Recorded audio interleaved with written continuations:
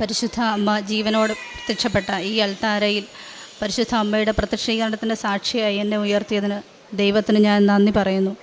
എൻ്റെ പേര് രമ്യ, ഇതെൻ്റെ മോള് ഇസബൽ ട്രീസ. ഞങ്ങൾ പൂഞ്ഞാറിൽ നിന്നും വരുന്നു. ഞാൻ ആദ്യമായിട്ട് മാതാവിനോട് ക്ഷമ ചോദിക്കുകയാണ് ഇവിടെ സാക്ഷ്യം പറയാൻ താമസിച്ചു പോയതിന്. അപ്പം എൻ്റെ ഒരു സങ്കടകാലത്താണ് ഞാൻ മാതാവിനെക്കുറിച്ച് ആദ്യമായിട്ട് അറിയുന്നത്. അതായത് ഇതെൻ്റെ മൂത്ത മോളാണ്.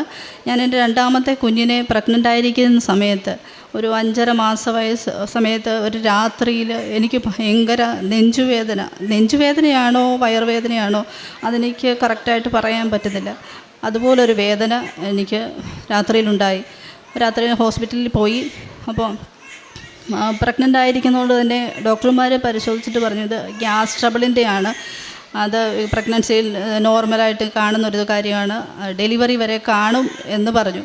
അപ്പോൾ എനിക്ക് പിന്നീട് ഇടയ്ക്കിടയ്ക്ക് ഡെലിവറി ആകുന്നതിന് മുമ്പ് തന്നെ ഇടയ്ക്കിടയ്ക്ക് ഇങ്ങനെ പെയിൻ വരും, പെട്ടെന്ന് ഹോസ്പിറ്റലിൽ പോകും, ഡ്രിപ്പിടും പോരും, അങ്ങനെയായിരുന്നു ഉണ്ടായിരുന്നത്. ആഫ്റ്റർ ഡെലിവറി എനിക്ക് വീണ്ടും ആ വേദന വന്നു. ഞാൻ ഇരിക്കുന്ന ഇരിപ്പിൽ പെട്ടെന്ന് വേദന വന്നിട്ട് കുഴഞ്ഞു വീഴും. അപ്പം അടുത്താരെങ്കിലും ഉണ്ടെങ്കിൽ അടുത്താരെങ്കിലും വേണം, ഇല്ലാതെ പറ്റില്ല. പെട്ടെന്ന് എനിക്കൊന്നും മിണ്ടാൻ പോലും പറ്റുകയില്ല. പല സമയത്തും അങ്ങനെ ഉണ്ടായി. അപ്പം അത് വീണ്ടും ഇങ്ങനെ വന്നപ്പം ഞാൻ മാനസികമായിട്ട് ആകെ തകർന്നു. അപ്പം ഡെലിവറിക്ക് ശേഷം അതിന് മുമ്പും ഞാൻ ഈ പ്രഗ്നൻസിയിലും ഇങ്ങനെ മരുന്ന് കഴിച്ച് എൻ്റെ മനസ്സിൽ അങ്ങനെ ഒരു സങ്കടമുണ്ട്. ബ്രസ്റ്റ് ഫീഡിങ് ഉള്ളതാണല്ലോ, അപ്പം കുഞ്ഞിന് ദോഷമാണല്ലോ എന്നോർത്ത് ഈ ഡെലിവറിക്ക് ശേഷം ഇതിങ്ങനെ വരാൻ തുടങ്ങിയപ്പം എനിക്ക് എന്ത് ചെയ്യണമെന്ന് അറിയത്തില്ല. ഞാൻ ആകെ മാനസികമായിട്ട് തകർന്നു. മരണഭയം എനിക്ക് ഭയങ്കരമായിട്ടുണ്ടായി. ഏത് സമയത്തും എനിക്കെന്തെങ്കിലും സംഭവിക്കാൻ എൻ്റെ മക്കൾക്കാരുമില്ലല്ലോ, അങ്ങനെയൊക്കെ ഒരു സങ്കടം എനിക്കുണ്ടായി. അങ്ങനെ ഞാൻ തകർന്നിരിക്കുന്ന ഒരു സമയത്താണ് എൻ്റെ അയൽപ്പക്കത്തുള്ള ഒരു ചേച്ചി എൻ്റെ അടുത്ത് വന്നിട്ട് എന്നോട് പറഞ്ഞു, രമ്യേ, ഞാൻ ആലപ്പുഴയിൽ മാതാവിൻ്റെ ഒരു പള്ളിയിൽ പോകുന്നുണ്ട്, അവിടുത്തെ ഒരു തൈലം എൻ്റെ കയ്യിലുണ്ട്, ഞാനത് തരാം. രമ്യ, ഈ വേദന വരുന്ന ശരീരത്തിൽ ഈ വിശ്വാസ പ്രമാണം ചൊല്ലി തൈലം പുരട്ടി പ്രാർത്ഥിക്കണം, മാതാവ് സൗഖ്യപ്പെടുത്തുമെന്ന് പറഞ്ഞു. എനിക്കത് വളരെ ആശ്വാസമായിരുന്നു. ഞാൻ അപ്പോൾ അന്നേരം തന്നെ ആ തൈലം വാങ്ങി കുരിശ് വരച്ച് വിശ്വാസ പ്രമാണം ചൊല്ലി പ്രാർത്ഥിച്ചു. കൂടെ ചേച്ചി എനിക്ക് പത്രം തന്നു.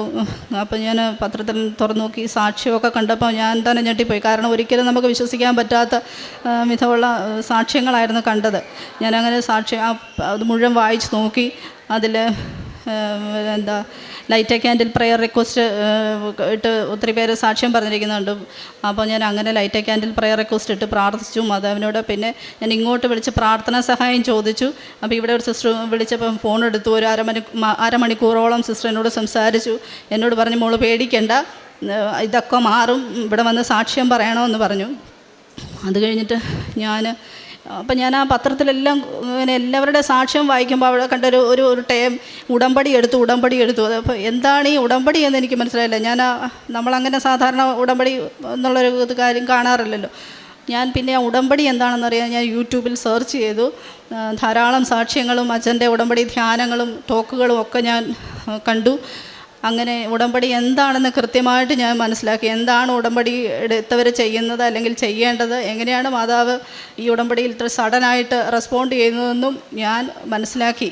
എന്നിട്ട് ഞങ്ങളിവിടെ വന്ന് ഉടമ്പടി എടുത്ത ഉടനെ ഞാൻ ചെയ്തൊരു കാര്യം, അപ്പം അതിനു മുമ്പ് ഞാൻ ഇങ്ങനെ ഈ ഡെലിവറിക്ക് ശേഷം വേദന ഇങ്ങനെ വരുന്നപ്പം ഞങ്ങൾ മറ്റൊരു ഡോക്ടറെ കണ്ടു. അപ്പം അൾട്രാസൗണ്ട് സ്കാൻ എടുത്തപ്പോൾ ഡോക്ടർ പറഞ്ഞു, എനിക്ക് ഫാറ്റി ലിവറും ഗാൾബ്ലാഡർ സ്റ്റോണും പിത്തസഞ്ചി കല്ലുകളും ഉണ്ടെന്ന് പറഞ്ഞു. ഫാറ്റി ലിവറിന് ഉള്ളവർക്കറിയാം SGOT SGPT ലെവൽ എനിക്ക് ബിലോ 30 നിൽക്കേണ്ടതാണ്. അത് എനിക്ക് 450ഉം 600ഉം, അപ്പോൾ അത്രയും ഹൈ ആയിപ്പോയി. അപ്പം അങ്ങനെയാണ് ഈ വേദന വരുന്നതെന്നാണ് വിചാരിച്ചിരുന്നപ്പോൾ ഡോക്ടർ പറഞ്ഞു, പെട്ടെന്ന് നമുക്ക് ഇത് ഇത്ര ഹൈ ആയിരിക്കുന്നതുകൊണ്ട് ഇപ്പം ഈ SGOT SGPT ലെവൽ അല്ലെങ്കിൽ ഫാറ്റി ലിവർ നോർമൽ ആക്കണമെന്ന് പറഞ്ഞു. അങ്ങനെ ഇപ്പം ഫാറ്റി ലിവറിനുള്ള ട്രീറ്റ്മെൻറ്റാണ് ആദ്യം ആരംഭിച്ചത്. അങ്ങനെ മരുന്ന് കഴിച്ചു. 2 ആഴ്ച മരുന്ന് കഴിച്ചപ്പോൾ തന്നെ ഈ ഫാറ്റി ലിവർ SGOT SGPT നോർമലായി വന്നു. പക്ഷെ മരുന്ന് സ്റ്റോപ്പ് ചെയ്യുമ്പം അത് വീണ്ടും ഇങ്ങനെ കൂടിക്കൊണ്ടിരിക്കുകയാണ്. ഞാൻ പേടിച്ചിട്ട് വീണ്ടും മരുന്ന് കഴിച്ചു. അങ്ങനെ 1 വർഷത്തോളം ഈ ഫാറ്റി ലിവറിൻ്റെ മരുന്ന് കഴിച്ചു. അപ്പം മരുന്ന് കഴിച്ചു 1 വർഷം കഴിഞ്ഞപ്പോൾ ഡോക്ടർ പറഞ്ഞു, ഇനി നമുക്കിത് നിർത്താം, കാരണം കുഞ്ഞ് ബ്രസ്റ്റ് ഫീഡിങ് ഉള്ളതാണല്ലോ, അപ്പോൾ കുഞ്ഞിനും ദോഷമാണ്, നമുക്ക് മരുന്ന് ഇനി കഴിക്കേണ്ട, ഇത് നിർത്താം. അപ്പം ഡോക്ടർ പറഞ്ഞ, ഞാൻ ഡോക്ടറോട് ചോദിച്ചു, ഡോക്ടറെ ഈ സ്റ്റോൺ ഇരിക്കുന്നത് കൊണ്ടാണോ ഈ വേദന? ഡോക്ടർ പറഞ്ഞു ഗാൾബാഡ സ്റ്റോൺ അത്ര സിവിയർ പെയിനൊന്നും വരില്ല, എനിക്ക് വരുന്നത് വളരെ സിവിയറായിട്ടുള്ള വേദനയാണ്, സഹിക്കാൻ പറ്റിയല്ല. അപ്പം ഡോക്ടർ പറയുന്നത് അങ്ങനെ ഒരു വേദന വരില്ല, അപ്പം ഇങ്ങനെ മരുന്ന് കഴിക്കണ്ട, ഫാറ്റി ലിവറിനുള്ള മരുന്നിന് നിർത്താം, 1 വർഷം കഴിച്ചതല്ലേ എന്ന് പറഞ്ഞു. അപ്പം അങ്ങനെ അങ്ങനെ ഇവിടെ വന്ന് ഉടമ്പടി എടുത്തു കഴിഞ്ഞപ്പോൾ ഞാൻ ആദ്യം ചെയ്ത കാര്യം, ഞാൻ ആ മരുന്ന് കഴിപ്പ് നിർത്തുകയാണ് ചെയ്തത്. ഫാറ്റി ലിവറിനുള്ള മരുന്ന് കഴിക്കുന്നത് നിർത്തി.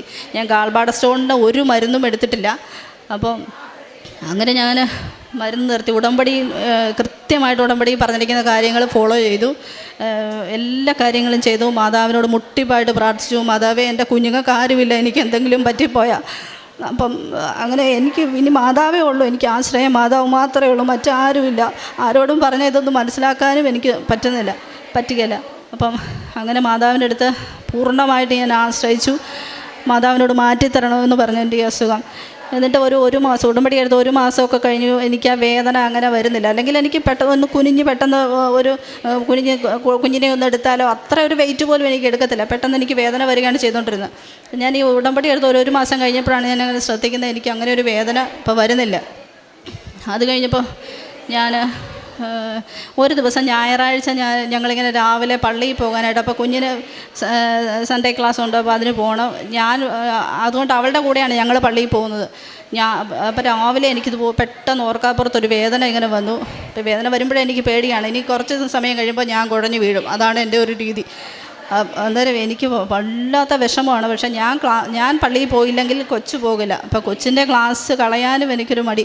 അതുകൊണ്ട് കൊച്ചിന് വേണ്ടിയിട്ട് ഞാനെന്നാൽ അവളുടെ ക്ലാസ് പോകണ്ടല്ലോ ഓർത്ത് വേദനയാണെങ്കിലും ഞാൻ റെഡിയായി. ഞങ്ങൾ പള്ളിയിൽ പോയി ഏറ്റവും പിന്നിലിരുന്നിട്ട് എനിക്ക് നിൽക്കാനൊന്നും പറ്റുന്നില്ല. ഞാൻ അവിടെ ഇരുന്നു, ഈശോയോട് കരഞ്ഞു പ്രാർത്ഥിച്ചു, ഈശോ ഈ വേദന എടുത്ത് മാറ്റണം, എനിക്ക് സഹിക്കാൻ പറ്റുന്നില്ല. അങ്ങനെ ഈശോയോട് പ്രാർത്ഥിച്ചു.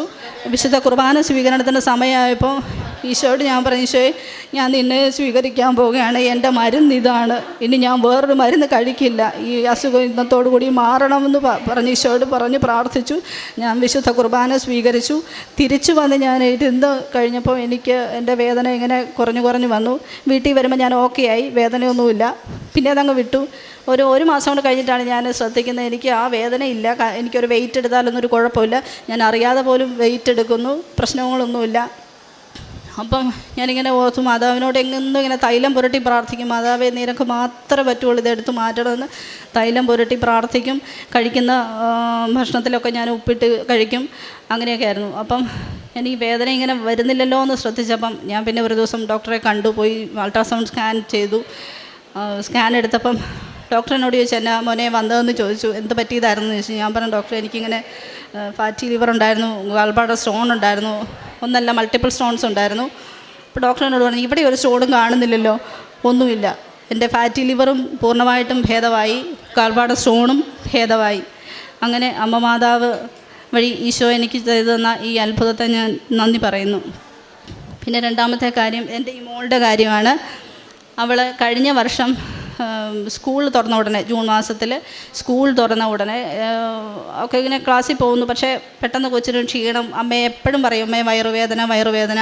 അപ്പം ഞങ്ങൾ ഓർത്ത് സ്കൂൾ തുറന്നേ ഉള്ളൂ, അപ്പോൾ സ്കൂളിൽ പോകാനുള്ള എന്തെങ്കിലും ബുദ്ധിമുട്ടുകൊണ്ടാണെന്ന് ഓർത്തു. ഇങ്ങനെ രാവിലെ സ്കൂളിൽ പോകാൻ റെഡിയായി യൂണിഫോമൊക്കെ ഇട്ടിരിക്കുന്ന കൊച്ച് പെട്ടെന്ന് കയറി കിടക്കും, ഞാൻ ഇന്ന് പോകുന്നില്ല, എനിക്ക് ക്ഷീണമാണ്. അന്നേരം എനിക്ക് ദേഷ്യം വരും. പിന്നെ ദേഷ്യപ്പെട്ട് പല ദിവസങ്ങളിലും അങ്ങനെ കുഞ്ഞിനെ സ്കൂളിൽ വിട്ടിട്ടുണ്ട്. അത് കഴിഞ്ഞിട്ട് ക്ലാസ്സിൽ പോയിട്ട് വരുമ്പോഴും ഇങ്ങനെ ക്ഷീണിച്ച് വരുന്നു, ഭക്ഷണമൊക്കെ കഴിക്കുന്നില്ല, ഭയങ്കരമായിട്ട് ആളെ കാണുമ്പോൾ തന്നെ ക്ഷീണം. ഞങ്ങൾ ഹോസ്പിറ്റലിൽ കൊണ്ടുപോയി ഡോക്ടറെ കാണിച്ചപ്പോൾ ഡോക്ടർ പറഞ്ഞു, കുഞ്ഞിനൊരു പ്രശ്നവും ഇല്ല, നിങ്ങൾ സ്കൂളിൽ ടീച്ചേഴ്സുമായിട്ടുള്ള പ്രശ്നങ്ങളാണ്, അതായത് സ്കൂളിൽ പോകാൻ ടീച്ചറുമായിട്ട് അഡ്ജസ്റ്റഡ് ആകാത്തതിൻ്റെ വിഷയമാണെന്ന് പറഞ്ഞ് സ്കൂളിൽ സംസാരിക്കുക എന്ന് പറഞ്ഞു. ഞങ്ങൾ സ്കൂളിൽ ടീച്ചേഴ്സുമായിട്ട് സംസാരിച്ചു. അപ്പോൾ അവർ പറഞ്ഞു, സ്കൂളിൽ മറ്റ് പ്രശ്നങ്ങളൊന്നുമില്ല, മിടുക്കിയാണ്, അവളെ വഴക്ക് പറയേണ്ട ഒരു ആവശ്യവും ഇല്ല. പിന്നെന്താ, അവളെ ഇടയ്ക്കിടയ്ക്ക് ഇവിടെയും വേദനയാണെന്ന് പറഞ്ഞ് ക്ലാസ്സിൽ കിടക്കുന്നുണ്ടെന്ന് പറഞ്ഞു. അങ്ങനെ ഇരുന്നു. പിന്നെ ക്ലാസ് ഇല്ലാത്ത ദിവസങ്ങളിലും കുഞ്ഞിങ്ങനെ നിരന്തരം അമ്മയെ വയറുവേദന പറഞ്ഞുകൊണ്ടിരിക്കുന്നു. അങ്ങനെ ഞങ്ങൾ ഹോസ്പിറ്റലിൽ കൊണ്ടുപോയി പല പീഡിയാട്രിഷ്യന്മാരെയും കുഞ്ഞിനെ കാണിച്ചു. അപ്പോൾ അവരൊക്കെ പറയുന്നത് കൊച്ചിന് സ്കൂളിൽ പോകാനുള്ള എന്തോ ബുദ്ധിമുട്ട് കൊണ്ടാണ്, മറ്റ് ശാരീരിക പ്രശ്നങ്ങളല്ല എന്നാണ് പറഞ്ഞത്. അങ്ങനെ അവസാനം ഞങ്ങളിത് മാറാതിരുന്നിട്ട് എന്നും മാതാവിനോട് പ്രാർത്ഥിക്കും, കുഞ്ഞിൻ്റെ വയറ്റിൽ തൈലം പുരട്ടി വിശ്വാസ പ്രമാണം ചൊല്ലി പ്രാർത്ഥിക്കും. അവൾ ഉറങ്ങുവോളം ചില ദിവസങ്ങളിൽ ഞങ്ങളിങ്ങനെ പ്രാർത്ഥിച്ചുകൊണ്ടേയിരിക്കും. അങ്ങനെ പ്രാർത്ഥിച്ച് തന്നെ പല ദിവസവും ഉറക്കിയതുണ്ട്. അപ്പോൾ അങ്ങനെ ഇരുന്ന സമയത്ത് പിന്നെ പീഡിയാട്രിഷ്യന്മാരെ കാണിക്കുമ്പോൾ അവർ പറയുന്ന കുഞ്ഞിന് യാതൊരു പ്രശ്നങ്ങളും ഇല്ല. ഞങ്ങൾക്കറിയാമല്ലോ കുഞ്ഞിന് പ്രശ്നമുണ്ടെന്ന്. അവളിങ്ങനെ ഭക്ഷണം കഴിക്കുന്നില്ല, വെയിറ്റ് കണ്ടമാനം റെഡ്യൂസ് ചെയ്യുന്നു. അങ്ങനെയൊക്കെ ഇരുന്ന സമയത്ത് പിന്നെ ഞങ്ങൾ കോട്ടയം കാരിത്താസിൽ കുഞ്ഞിനെ കൊണ്ടുപോയി അവിടെ ഗ്യാസ്ട്രോയെ കാണിച്ചു.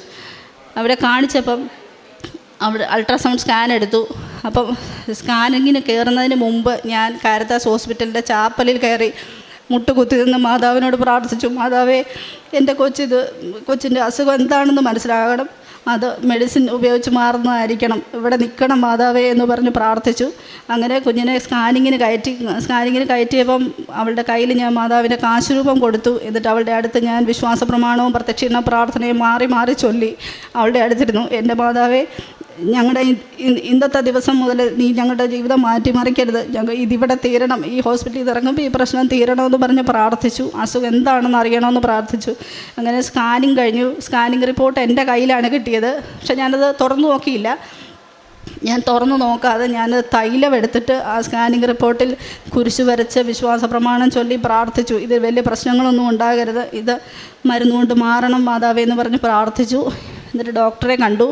ഡോക്ടർ അപ്പം അത് നോക്കിയിട്ട് ഡോക്ടർ പറഞ്ഞു, കുഞ്ഞിന് മീസെൻട്രിക് ലിംഫഡനൈറ്റിസ് എന്ന് പറഞ്ഞിട്ട് ഒരു ഇതാണ്, അതായത് കുടലിനകത്ത് ലിംഫ് നോട്ട്സ് വീങ്ങുന്ന ഒരു അസുഖമാണ്, കുഴപ്പമില്ല, ഒരു 6 വീക്സ് മരുന്ന് കഴിച്ചാൽ മാറിക്കോളും എന്ന് പറഞ്ഞു. അങ്ങനെ ഞങ്ങൾ അപ്പോൾ ഒരു സമാധാനം, ഞങ്ങൾ തിരിച്ചു പോന്നു. 6 ആഴ്ച മരുന്ന് കഴിച്ചിട്ടും കുഞ്ഞിന് യാതൊരു മാറ്റവുമില്ല. ആ വയറുവേദന വീണ്ടും അവിടെ തന്നെ അങ്ങനെ ഉണ്ട്. ഇപ്പോഴും വയറുവേദന പറഞ്ഞ് വീണ്ടും കരയുന്നു. അങ്ങനെ ഇരിക്കുന്ന സമയത്ത് ഒരു ഇപ്പോൾ ജൂണിൽ തുടങ്ങിയതാണ് കുഞ്ഞിനെ ഈ വയറുവേദന. സെപ്റ്റംബർ മാസമായി. സെപ്റ്റംബർ ഒരു ഫസ്റ്റ് വീക്കാണ്.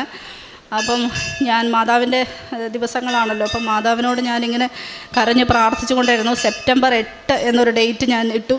എൻ്റെ മാതാവേ, സെപ്റ്റംബർ 8-നകം എൻ്റെ കുഞ്ഞിന് എന്താണ് പ്രശ്നമെന്ന് അറിയണം, അത് മാറ്റിത്തരണം മാതാവേ എന്ന് പറഞ്ഞ് പ്രാർത്ഥിച്ചു കൊണ്ടിരുന്നു. അങ്ങനെ സെപ്റ്റംബർ 8-ാം തീയതി രാവിലെ ഒരു 8 മണിയായി. ഞങ്ങളിങ്ങനെ സങ്കടപ്പെട്ടിരിക്കുകയാണ്. ഞങ്ങളൊരു ഭക്ഷണം പോലും വീട്ടിലുണ്ടാക്കിയിട്ടില്ല. കാരണം കൊച്ചു തലേ രാത്രിയും കരഞ്ഞിട്ടാണ് കിടന്നുറങ്ങിയത്. അപ്പം അന്നേരം ഞങ്ങളിങ്ങനെ സങ്കടപ്പെട്ടിരിക്കുമ്പോൾ അവൾ കരഞ്ഞുകൊണ്ട് എഴുന്നേറ്റ് വന്നു, അമ്മേ വയറുവേദനയാണ്. അപ്പോൾ ആകെപ്പാടെ തകർന്നിരിക്കുകയാണ്. അന്നേരം എൻ്റെ ഹസ്ബൻഡിൻ്റെ ഒരു കൊളീഗ് അദ്ദേഹത്തെ വിളിച്ചിട്ട് പറഞ്ഞു, ഞാൻ എൻ്റെ വൈഫിൻ്റെ ഫോൺ കൊടുക്കാം, നിങ്ങളൊന്ന് സംസാരിക്കുക. അതായത് ആ ചേച്ചി നേഴ്സാണ്, അപ്പം അവരോടൊന്ന് സംസാരിക്കാൻ പറഞ്ഞു. കുഞ്ഞിൻ്റെ കാര്യം അവർക്കൊക്കെ അറിയാം. അപ്പോൾ അവരൊക്കെ ഇങ്ങനെ ഓഫീസിൽ നിന്ന് എപ്പോഴും സംസാരിക്കും, കുഞ്ഞിൻ്റെ കാര്യങ്ങൾ എപ്പോഴും ചോദിക്കും, എങ്ങനെയുണ്ടോ, കൊച്ചിന് മാറിയോ, എന്താ പ്രശ്നം എന്നൊക്കെ ചോദിക്കും. അപ്പോൾ അങ്ങനെ അവർ അറിഞ്ഞ കാര്യം വീട്ടിൽ ചെന്ന് ഇങ്ങനെ ഭാര്യയുമായിട്ട് സംസാരിച്ചതാണ്. അപ്പോൾ ആ ചേച്ചി നേഴ്സായതുകൊണ്ട് അവർ ഞങ്ങളെ അന്ന് സെപ്റ്റംബർ 8-ാം തീയതി രാവിലെ അവർ ഞങ്ങളെ വിളിക്കുന്നു, എന്താ പറ്റിയത് കൊച്ചിന്, എനിക്ക് ആ റിപ്പോർട്ട്സൊക്കെ ഒന്ന് എനിക്ക് പരിചയമുള്ളൊരു ഡോക്ടറുണ്ട്, ഞാനൊന്ന് കാണിക്കട്ടെ എന്ന് പറഞ്ഞ് അവർ ഞങ്ങളോട് റിപ്പോർട്ട്സൊക്കെ വാങ്ങിച്ചു. എന്നിട്ട് ഒരു 10 മണിയായപ്പം അവർ ഞങ്ങൾക്ക് ഡോക്ടറുടെ പ്രിസ്ക്രിപ്ഷൻ അടക്കം ഞങ്ങൾക്ക് അയച്ചു തന്നു. എന്നിട്ട് പറഞ്ഞു, നിങ്ങൾ ഈ മരുന്ന് വാങ്ങി കുഞ്ഞിന് കൊടുക്കണം, അവർക്ക് ഭേദമായിക്കോളും. എന്താ കുഴപ്പമെന്ന് വെച്ചാൽ കാരിത്താസിൽ നിന്ന് അവർ മെഡിസിൻ തന്നത് ഈ കുഞ്ഞിന് കുറച്ച് വയറുവേദന, അതിലേക്ക് ആ ലിംഫ് നോട്ട്സിൻ്റെ വീക്കം കുറച്ച് സീരിയസ് ആയിപ്പോയി. അതുകൊണ്ട് മസ്റ്റായിട്ടും ആൻറ്റിബയോട്ടിക് എടുക്കേണ്ടിയിരുന്നു. പക്ഷേ കാരിത്താസിൽ നിന്ന് ആൻറ്റിബയോട്ടിക് നമുക്ക് തന്നില്ല. അതാണ് അവളുടെ വേദന കുറയാതിരുന്നത്. അപ്പോൾ അവൾക്കത് കുറച്ച് സീരിയസ് ആയിപ്പോയി. അപ്പോൾ ഈ ഡോക്ടർ ഞങ്ങൾക്ക് ആൻറ്റിബയോട്ടിക് തന്നു. അത് ഒരു 8 ദിവസം കഴിക്കണമെന്ന് പറഞ്ഞു. 2 ദിവസം ആ മരുന്ന് കഴിച്ചപ്പോഴത്തേക്കും കുഞ്ഞിൻ്റെ പ്രശ്നങ്ങളൊക്കെ വേദനകളൊക്കെ മാറി, അവൾ ഓക്കെ ആയി, മിടുക്കിയായി. ഇപ്പോൾ യാതൊരു കുഴപ്പമില്ല. ഞാൻ കുഞ്ഞിനെയും കൊണ്ട് വന്ന് മാതാവിൻ്റെ അടുത്ത് സാക്ഷ്യം പറഞ്ഞോളാമെന്ന് പറഞ്ഞിരുന്നു. അപ്പോൾ അതിന് പ്രകാരമാണ് മോളെയും കൊണ്ട് വന്നത്.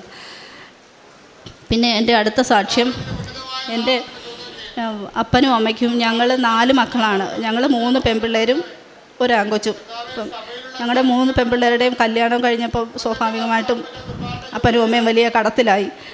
അപ്പോൾ ഒരു 7.5 ലക്ഷത്തോളം കടം ബാങ്കിൽ നിന്ന് ലോൺ എടുത്തതായിട്ടും ഒക്കെ ആയിട്ട് ഒരു 7.5 ലക്ഷത്തോളം കടം ഇങ്ങനെ വന്ന് നിൽക്കുകയാണ്. ബാങ്കിൽ നിന്ന് നിരന്തരം വിളി വരുന്നു, ഒരു രക്ഷയിൽ അടയ്ക്കാനൊരു മാർഗവുമില്ല. അങ്ങനെ ഇരിക്കുന്ന സമയത്ത് അപ്പം അമ്മ പല ലോണിനും, അപ്പം എൻ്റെ അമ്മ സ്കൂൾ ടീച്ചറാണ്, പല ലോണിനും ശ്രമിച്ചെങ്കിലും സിബിൽ സ്കോർ കുറവായതുകൊണ്ട് ലോണൊന്നും കിട്ടില്ല എന്ന് പറഞ്ഞു. അങ്ങനെ ഇരിക്കുന്ന സമയത്ത് ഞാനൊരു ദിവസം ഇങ്ങനെ നമുക്കൊരു സമാധാനമില്ല. കാരണം അപ്പനും അമ്മയും സങ്കടപ്പെടുന്നത് സഹിക്കാൻ പറ്റില്ല.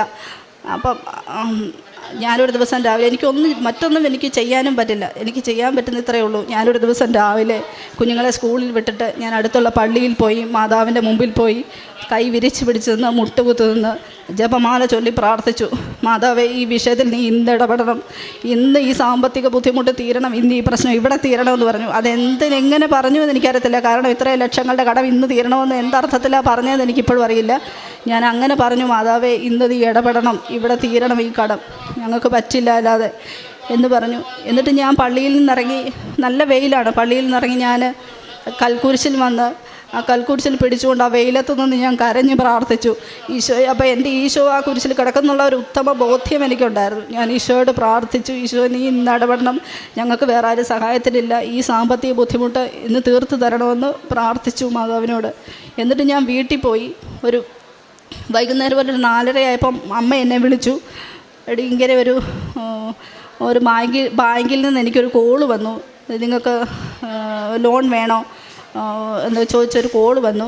അപ്പോൾ അമ്മ അവരോട് പറഞ്ഞു, എനിക്ക് ഞാൻ ആരോടും ലോണിന് അപ്ലൈ ചെയ്തില്ലല്ലോ എന്ന് പറഞ്ഞു. അന്നേരം അവർ SBIയുടെ ഒരു ഓൺലൈൻ ബാങ്കിങ്ങിൻ്റെ ഭാഗമായിട്ട് വന്ന കോളാണ്. അന്നേരം അവർ പറഞ്ഞു, നിങ്ങൾക്കത് എടുക്കാം, നിങ്ങൾക്ക് മതിയായ സിബിൽ സ്കോർ ഉണ്ട്, നിങ്ങൾക്ക് എടുക്കാമെന്ന് പറഞ്ഞു. എന്നാലും അമ്മയ്ക്കൊരു പേടി. അപ്പോൾ അമ്മ എന്നെ വിളിച്ചു. ഇങ്ങനെ അവർ ചോദിച്ചു എന്ത് പറയണം. ഞാൻ പറഞ്ഞു, അമ്മയ്ക്ക് ഇടപാടുള്ള SBIയുടെ ബ്രാഞ്ചുണ്ട്, അപ്പോൾ ഞാൻ പറഞ്ഞു അവിടെ ഒന്ന് അന്വേഷിക്കരുത്, നമുക്ക് പൈസയുടെ കാര്യമാണല്ലോ, അപ്പോൾ അവരോടൊന്ന് ചോദിക്കാൻ പറഞ്ഞു. അമ്മ അവരെ ബാങ്കിലേക്ക് വിളിച്ച് ചോദിച്ചപ്പോൾ പറഞ്ഞു, ടീച്ചറിന് അത് എടുക്കാൻ പറ്റുന്നതാണ്, ടീച്ചറിന് മതിയായ സിബിൽ സ്കോർ ഉള്ളത് കൊണ്ടാണ്, അത് ലോൺ കിട്ടുന്നതാണ്, പേടിക്കാനൊന്നുമില്ല, പ്രശ്നമില്ല എന്ന് പറഞ്ഞു. അങ്ങനെ അമ്മ ആ ലോൺ എടുക്കാൻ തീരുമാനിച്ചു. അന്ന് വൈകുന്നേരം 5 മണിയായപ്പം എൻ്റെ അമ്മയുടെ അക്കൗണ്ടിൽ 8 ലക്ഷം രൂപ ക്രെഡിറ്റായി. അത് മാതാവിൻ്റെ വലിയൊരു അനുഗ്രഹമാണ്. മാതാവിൻ്റെ മധ്യസ്ഥതയാൽ ഈശോ പ്രവർത്തിച്ച വലിയൊരു അനുഗ്രഹം. അതോടുകൂടി കുറേ കടങ്ങൾ ഞങ്ങൾക്ക് തീർക്കാൻ പറ്റി. പിന്നെ എൻ്റെ ബ്രദറിനുണ്ടായ ഒരു രോഗസൗഖ്യമാണ്. അതായത് അവന് കുറേ വർഷങ്ങൾക്ക് മുമ്പ് അവനൊന്ന് പേടിച്ചതാണ്. ഞങ്ങളുടെ വീടിനടുത്ത് തന്നെ ഒന്ന് പേടിച്ചു. സന്ധ്യ മയങ്ങിയപ്പോൾ പുറത്തു പോയിട്ട് അവൻ അലറി കരഞ്ഞുകൊണ്ടാണ് വീടിനകത്തേക്ക് വന്ന് വീഴുകയാണ് ചെയ്തത്. അന്ന് മുതൽ അവന് വലിയ പേടിയാണ്. അവൻ പറയുന്നത് അവൻ്റെ കൂടെ ആരോ ഉണ്ട് എന്നാണ് അവൻ പറയുന്നത്. അവൻ ഒറ്റയ്ക്ക് കിടക്കില്ല, ഒറ്റയ്ക്ക് നടക്കില്ല, കുറേ ആയി. പിന്നെ പോകെ അവന് വലിയ ദേഷ്യമാണ്. നമ്മൾ എന്തെങ്കിലും പറഞ്ഞൊന്ന് മുഖം മാറി പറഞ്ഞാൽ അന്നേരം തന്നെ കൈ കിട്ടുന്നെടുത്ത് എറിയുക, ഭയങ്കര ദേഷ്യമാണ്. അങ്ങനെ പള്ളിയിൽ പോകില്ല. അങ്ങനെയായി കുറേ നാളത്തേന് അവൻ ആരുമായിട്ട് ഇടപെടാതെ ഇങ്ങനെ ഒറ്റപ്പെട്ട് വീടിനകത്ത് തന്നെ ഇരുന്നു. അതും ഞങ്ങൾക്ക് വലിയ വിഷമമായിരുന്നു. ഞങ്ങൾ പല പള്ളികളിലും പോയി പല അച്ഛന്മാരെയും കൊണ്ട് പ്രാർത്ഥിപ്പിച്ചു. പക്ഷേ ഇതിനൊരു മാറ്റവും വന്നില്ല. പിന്നീട് ഞാൻ ഉടമ്പടി എടുത്തു കഴിഞ്ഞപ്പോൾ ഞാൻ ഉടമ്പടിയിൽ ആ കാര്യവും വെച്ചു. മാതാവ് അതും അത്ഭുതകരമായി മാറ്റി തന്നു. ഇപ്പം അവന് യാതൊരു പ്രശ്നങ്ങളുമില്ല. അവൻ മിടുക്കനായിട്ട് ജോലി ചെയ്യുന്നു, വിവാഹമൊക്കെ കഴിഞ്ഞു, ഒരു കുഞ്ഞുണ്ട്, അവരെ സുഖമായിട്ട് ജീവിക്കുന്നു. പിന്നെ കാരുണ്യ പ്രവൃത്തി വിട്ടുപോയൊരു കാര്യമുണ്ട്. എൻ്റെ ഒരു കസിന്, അവർക്ക് വിവാഹം കഴിഞ്ഞിട്ട് 10 വർഷമായി കുഞ്ഞുങ്ങളില്ലായിരുന്നു. അപ്പം ഞാൻ ഉടമ്പടി എടുത്തു കഴിഞ്ഞപ്പോൾ ഞാൻ നാത്തൂനെ വിളിച്ച് മാതാവിനെക്കുറിച്ച് പറഞ്ഞു, മാതാവിൻ്റെ അത്ഭുതങ്ങളെക്കുറിച്ച് പറഞ്ഞു. മക്കളില്ലാതിരുന്ന അവർക്ക് മാതാവ് മക്കളെ കൊടുത്ത അത്ഭുത സാക്ഷ്യങ്ങൾ ഞാൻ ഇട്ടുകൊടുത്തു. അപ്പോൾ അവർക്കത് ഭയങ്കര നിധി കിട്ടിയ പോലെയായിരുന്നു. അപ്പോൾ അവൾ മാതാവിനെക്കുറിച്ച് കേട്ടിട്ടുണ്ട്. എന്നാലും ഞാൻ കൂടുതലായിട്ട് പറഞ്ഞത് മാതാവ് ഉറപ്പായിട്ടും കുഞ്ഞിനെ തരും. കാരണം വിളിക്കുമ്പോൾ ഒക്കെ അവൾ നിരാശയാണ്. ഞങ്ങൾക്ക് മക്കളില്ല, അതുകൊണ്ട് ഞങ്ങൾക്ക് ഒരു സന്തോഷവുമില്ല, ഞങ്ങളുടെ ജീവിതത്തിലൊരു സന്തോഷമില്ല എന്നൊക്കെ എപ്പോഴും പറയുമായിരുന്നു. അങ്ങനെ ഞാൻ മാതാവിനെക്കുറിച്ച് പറഞ്ഞു. മാതാവിൻ്റെ സാക്ഷ്യങ്ങളും അച്ഛൻ്റെ ധ്യാനങ്ങളും ഒക്കെ അവൾക്ക് അയച്ചു കൊടുത്തു. ഞാനും അവൾക്ക് വേണ്ടി പ്രാർത്ഥിച്ചു. അവൾ എന്നിട്ട് ഓൺലൈൻ ഉടമ്പടി എടുത്തു. ഒരു 2-3 മാസം കഴിഞ്ഞപ്പോൾ അവൾ പ്രഗ്നൻ്റായി. അപ്പോൾ അതിനിടയ്ക്ക് ഒരു ക്രിസ്മസിൻ്റെ സമയത്ത് അവൾ എന്നെ വിളിച്ചപ്പം ഞങ്ങളിങ്ങനെ സംസാരിച്ച് എന്നോട് ചോദിച്ചു എന്തെടുക്കും. അപ്പം ഞാൻ പറഞ്ഞു ഞാൻ പുൽക്കൂട് ഉണ്ടാക്കുകയാണെന്ന് പറഞ്ഞു. ഞാൻ അവളോട് ചോദിച്ചു ക്രിസ്മസൊക്കെ എവിടെ വരെ ആയെന്ന് ചോദിച്ചപ്പോൾ അവൾ പറഞ്ഞു ഞങ്ങൾക്ക് ക്രിസ്മസ് ഇല്ലടി, ഞങ്ങൾക്ക് മക്കളൊന്നും ഇല്ലല്ലോ, അതുകൊണ്ട് ഞങ്ങളുടെ ജീവിതത്തിൽ അങ്ങനത്തെ സന്തോഷമൊന്നും അങ്ങനത്തെ ആഘോഷമൊന്നും നടത്താൻ ഒരു മനസ്സില്ല എന്ന് പറഞ്ഞു. ഞാൻ പറഞ്ഞു വിഷമിക്കേണ്ട, അടുത്ത ക്രിസ്മസിന് നിങ്ങളുടെ കയ്യിലൊരു കുഞ്ഞിനെ മാതാവ് തരും എന്ന് പറഞ്ഞു. അതുപോലെ തന്നെ നവംബർ 28-ന് അവൾക്കൊരു പെൺകുഞ്ഞ് ജനിച്ചു. പറഞ്ഞ പോലെ തന്നെ പ്രത്യേക ക്രിസ്മസിന് അവർക്കൊരു കുഞ്ഞിനെയും കൊണ്ട് ക്രിസ്മസ് ആഘോഷിക്കാൻ സാധിച്ചു. അതും മാതാവിൻ്റെ വലിയൊരു അനുഗ്രഹം. അതിനും മാതാവിനോട് ഞാൻ നന്ദി പറയുന്നു. പിന്നെ ഞാൻ കാരുണ്യ പ്രവർത്തികളായിട്ട് ചെയ്തത്, ഞാൻ ഹോസ്പിറ്റലിൽ ടൗണിൽ അങ്ങനെയുള്ള സ്ഥലങ്ങളിൽ ഓൾഡ് ഏജ് ഹോമിൽ പോകുമായിരുന്നു. അപ്പോൾ അവിടെ പോയി അവർക്ക് വേണ്ട സാധനങ്ങളൊക്കെ വാങ്ങിക്കൊടുക്കും, അവരോട് പോയി സംസാരിക്കും, രോഗികൾക്ക് തൈലം പുരട്ടി പ്രാർത്ഥിക്കും. അങ്ങനെയൊക്കെയാണ് ഞാൻ ചെയ്തുകൊണ്ടിരുന്നത്. പിന്നെ റോഡ് സൈഡിലൊക്കെ ഇരിക്കുന്ന ആളുകൾക്ക് അവർക്ക് ഞാൻ പുതപ്പുകൾ അങ്ങനെയുള്ള സാധനങ്ങളൊക്കെ മേടിച്ച് ഞാൻ കൊടുക്കുമായിരുന്നു. പിന്നെ പ്രേക്ഷിത പ്രവർത്തനമായിട്ട് ചെയ്തുകൊണ്ടിരുന്നത് കൃപാസന പത്രം വാങ്ങി hospital, bus stand, auto stand ഇങ്ങനെയുള്ള സ്ഥലങ്ങളിലൊക്കെ പത്രം കൊടുക്കും. പിന്നെ സാക്ഷ്യം യൂട്യൂബിൽ വാട്സാപ്പ് വഴി സാക്ഷ്യങ്ങളൊക്കെ എനിക്ക് പരിചയമുള്ളവർക്കൊക്കെ ഞാൻ അയച്ചു കൊടുക്കും, വചനങ്ങളൊക്കെ അയച്ചു കൊടുക്കും. ഈശോയെക്കുറിച്ച് പറ്റുന്നവരോടൊക്കെ സംസാരിക്കും. ഈ പത്രം കൊടുക്കുമ്പോഴാണെങ്കിലും എനിക്ക് കിട്ടിയ സാക്ഷ്യങ്ങളും പിന്നെ ഈശോ അമ്മ മാതാവിൻ്റെ മധ്യസ്ഥതയിൽ ഈശോ പ്രവർത്തിച്ച അത്ഭുതങ്ങളാണ് ഈ പത്രത്തിലെന്ന് പറഞ്ഞിട്ടാണ് കൊടുക്കുന്നത്. അപ്പോൾ അതൊക്കെയായിരുന്നു ഞാൻ കാരുണ്യ പ്രവർത്തികളായിട്ട് ചെയ്തത്. പിന്നെ എനിക്കൊരു മാതാവിൻ്റെ ഒരു പ്രത്യേക ഒരു അനുഭവം എനിക്കുണ്ടായി. ഞാനൊരു ദിവസം ഒരു പള്ളിയിൽ, സാധാരണ ഞങ്ങളുടെ അടുത്തൊരു തീർത്ഥാടന ദേവാലയമുണ്ട്, അവിടെ ഞാൻ പോകാറുള്ളതാണ്. അപ്പോൾ ഒരു ദിവസം ഞാൻ അവിടെ പള്ളിയുടെ വാതിലിൽ കുറേയേറെ വയ്യാത്തവരൊക്കെ കിടക്കുന്നുണ്ടാവും. ഞാൻ അവർക്ക് ഭക്ഷണമൊക്കെ ഉണ്ടാക്കി കൊടുക്കുന്നതാണ്. അപ്പോൾ ഒരു ദിവസം എൻ്റെ പതിവ് പോലെ ഞാൻ അവർക്കുള്ള ഭക്ഷണമൊക്കെ റെഡിയാക്കി ഞാൻ പള്ളിയിൽ പോയി. പക്ഷേ എൻ്റെ ഈ പത്രമില്ല, അതെനിക്കൊരു സങ്കടം ഉണ്ടായിരുന്നു. എന്നാലും ഞാൻ അവർക്ക് ഭക്ഷണം കൊടുക്കാമല്ലോ എന്ന് കരുതി പോയി. അപ്പം ഞാൻ പള്ളിയുടെ മുമ്പിൽ ചെന്നിങ്ങനെ അവർക്ക് അവിടെ കുറേ പേര് ഉണ്ട്, വയ്യാത്തവരൊക്കെ കൊടുത്തു ഭക്ഷണമൊക്കെ കൊടുത്തു ഇപ്പോൾ അവിടെ ചേട്ടനൊരു വലിയ ക്ഷീണമൊന്നുമില്ല ചേട്ടനെ കേട്ടാ. ചേട്ടൻ ഇങ്ങനെ ചാരി നിൽക്കുന്നു. അപ്പോൾ ഞാൻ ആ ചേട്ടന് ഭക്ഷണം കൊടുത്തിട്ട് ഇങ്ങനെ നോക്കിയാൽ ചേട്ടൻ്റെ ഒരു കാൽപാദം പൊട്ടി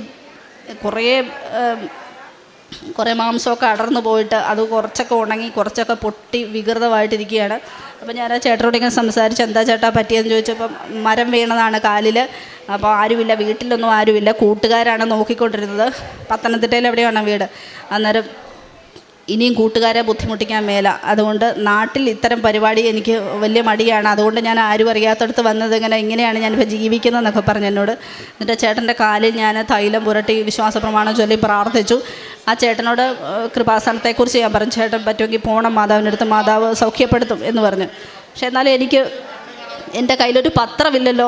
എനിക്ക് പത്രം കൊടുത്തിട്ടാണെങ്കിൽ കുറച്ചുകൂടെ ആ ചേട്ടനെ ഞാൻ പറയുന്നത് കഴിഞ്ഞ് കുറച്ചുകൂടെ മനസ്സിലാവുമല്ലോ, കുറച്ചുകൂടെ കാര്യങ്ങൾ ഗ്രഹിക്കുമല്ലോ എന്ന് ഓർത്തപ്പോൾ എൻ്റെ പത്രമില്ലല്ലോ എന്നൊരു ഭയങ്കര സങ്കടം ഉണ്ടായിരുന്നു.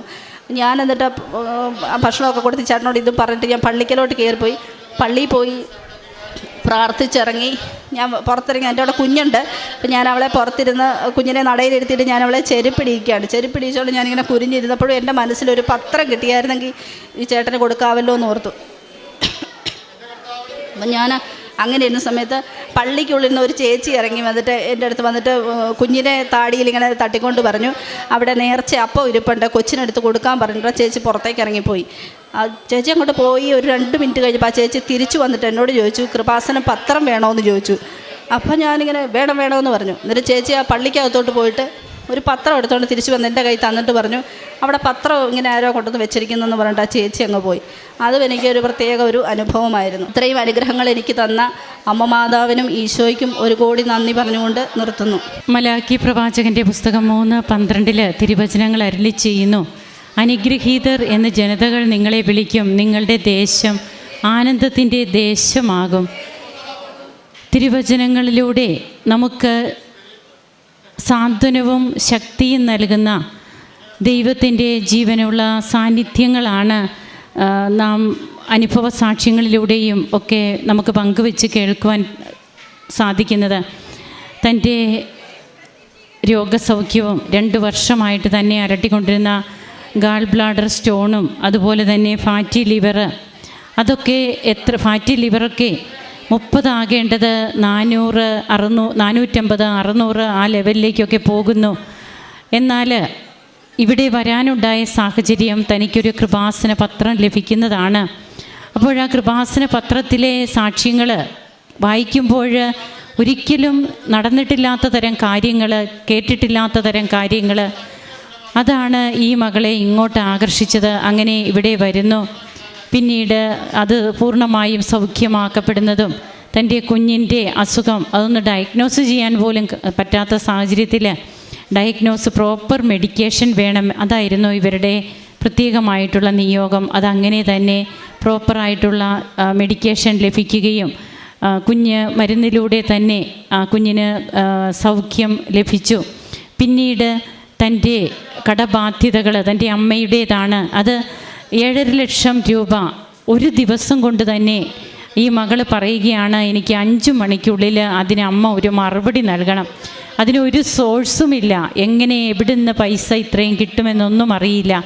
എന്നാൽ പരിശുദ്ധ അമ്മയെ മുറുകെ പിടിച്ച് ഈ മകൾ പ്രാർത്ഥിക്കുമ്പോൾ ഇവർക്ക് അതേ സിവിൽ സ്കോർ തന്നെ ഉള്ളൂ. തൻ്റെ അമ്മയ്ക്ക് ആ സിവിൽ സ്കോറിൽ ലോൺ കിട്ടില്ല എന്ന് പറഞ്ഞിരുന്ന ബാങ്കിൽ നിന്ന് വിളിച്ചു പറയുകയാണ്, അതാണ് നാം കേട്ടത്, നിങ്ങൾക്കൊരു ലോണിന് നിങ്ങൾക്ക് അപ്ലൈ ചെയ്യാമെന്ന്. അങ്ങനെ താൻ പറഞ്ഞ അതേ സമയത്തിന്, താൻ അമ്മയോട് പറഞ്ഞ അതേ സമയത്തിനുള്ളിൽ തന്നെ ആ ലോൺ ഇവർക്ക് ലഭിക്കുകയും ആ കടബാധ്യതകളിൽ നിന്ന് ക്ലിയർ ആകുവാനും സാധിക്കുന്നു. അങ്ങനെ ഓരോ കാര്യങ്ങളും, അതുപോലെ മറ്റുള്ളവർക്ക് വേണ്ടി പ്രാർത്ഥിക്കുന്നത്, കൃപാസന പത്രം അതൊന്ന് കിട്ടിയിരുന്നെങ്കിൽ, ഇതൊക്കെ ഒരു നിസ്സാര കാര്യമായിട്ട് ചിലപ്പോൾ കേൾക്കുന്നവർ ചിന്തിക്കും. എന്നാൽ അത് ഈ മകളുടെ ഒരു വലിയ ആഗ്രഹമായിരുന്നു ആ സമയത്ത് ആ വ്യക്തിക്ക് അതൊന്ന് കൊടുക്കുക എന്നുള്ളത്. അതിനൊക്കെ എങ്ങനെയാണ് സാധ്യതകൾ തെളിയുന്നത്? തനിക്ക് പരിചയമില്ലാത്ത ഒരാൾ തന്നോട് വന്ന് പറയുന്നു കൃപാസന പത്രം വേണോ എന്ന് ചോദിക്കുന്നു ഇങ്ങോട്ട്. അപ്പോൾ നമ്മുടെ ജീവിതത്തിൽ ആകസ്മികമായത് എന്നൊന്നില്ല, എല്ലാം തമ്പുരാൻ്റെ പ്രവർത്തനങ്ങളും പദ്ധതികളുമാണ്. അതാണ് നാം ചിന്തിക്കേണ്ടത്. ഉടമ്പടി എടുത്തതിന് ശേഷം തനിക്ക് വന്ന മാറ്റങ്ങൾ, കൗദാശിക ജീവിതത്തിൽ താങ്കൾ എത്രമാത്രം വളർന്നു, അതുപോലെ ഓരോന്നിനും ഈശോയോട് ചോദിച്ചുകൊണ്ട് തന്നെ മുമ്പോട്ട് പോകുവാൻ എന്ത് ചെയ്യണം, അടുത്ത സ്റ്റെപ്പ് എന്ത്, അങ്ങനെ ചോദിക്കുവാനുള്ള ഒരു സ്വാതന്ത്ര്യവും ചോദിക്കുവാനുള്ള ഒരു ഹൃദയവും മനസ്സുമൊക്കെ ഉടമ്പടി എടുത്ത മക്കൾക്ക് മാത്രം സ്വന്തമായി കിട്ടുന്നതാണ്. ഈ കുടുംബത്തിന് ലഭിച്ച എല്ലാ നന്മകൾക്കും നമുക്ക് കരങ്ങളടിച്ച് ഈശോയ്ക്കും അമ്മയ്ക്കും നന്ദി പറയാം. യേശുവേ നന്ദി, യേശുവേ സ്തുതി, യേശുവേ ആരാധന. അത്യപൂർവ ദൈവാനുഭവങ്ങൾ ഇനി നിങ്ങൾക്കും സ്വന്തം. ഈ യൂട്യൂബ് ചാനൽ ഇതുവരെ സബ്സ്ക്രൈബ് ചെയ്തിട്ടില്ലെങ്കിൽ ഇപ്പോൾ തന്നെ സബ്സ്ക്രൈബ് ചെയ്യുക. ഈ വീഡിയോ ഇപ്പോൾ തന്നെ നിങ്ങളുടെ സുഹൃത്തുക്കൾക്ക് ഷെയർ ചെയ്തുകൊണ്ട് കർത്താവിൻ്റെ പ്രേക്ഷിതരാകുക.